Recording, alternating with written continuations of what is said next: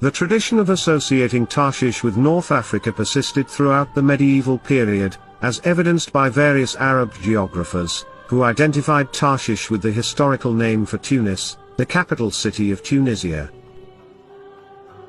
For instance, the Arab writer and geographer of the 10th century, Ibn Hawqal, wrote in his book The Face of the Earth, and adjacent to it lies the city of Tunis, an ancient and enduring city with scarce flowing water, yet highly advantageous. In olden times, it bore the name Tarshish. As Muslims constructed structures within it, adorned it with gardens and fortifications, it came to be known as Tunis, situated next to Carthage city.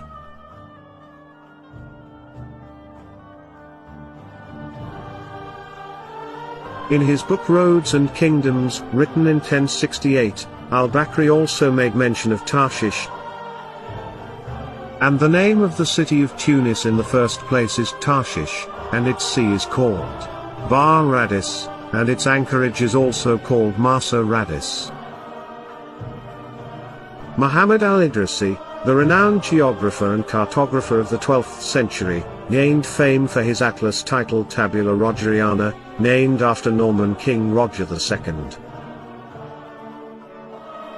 In his work, al-Idrisi made reference to Tarshish. The city of Tunis itself is ancient, eternal, and fortified. Historically, it carried the name Tarshish. Following its conquest and subsequent development by the Muslims, it came to be known as Tunisia. Tarshish was also mentioned in the epitome of Yaqut al-Hamawi, around the 13th century. The name Tarshish refers to the city of Tunis, situated in Africa. According to Al-Hasan bin Rashid al-Karawi, Tarshish is the designation for the city of Tunis in the Roman language. This tradition was continued by various scholars, including Ibn Kathir and Ibn Khaldun in the 14th century, Al-Farsi, or Leo Africanus in the 15th century, Muhammad Magdish in the 19th century, and Ibn Ashur in the 20th century, alongside numerous other Arab scholars.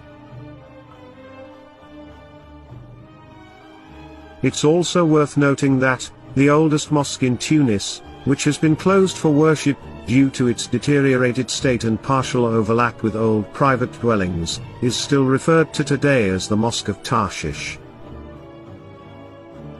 An extension of this tradition is also found in the Judeo-African legend concerning the island of Jerba, which connects the establishment of the Jewish community on the island to King Solomon.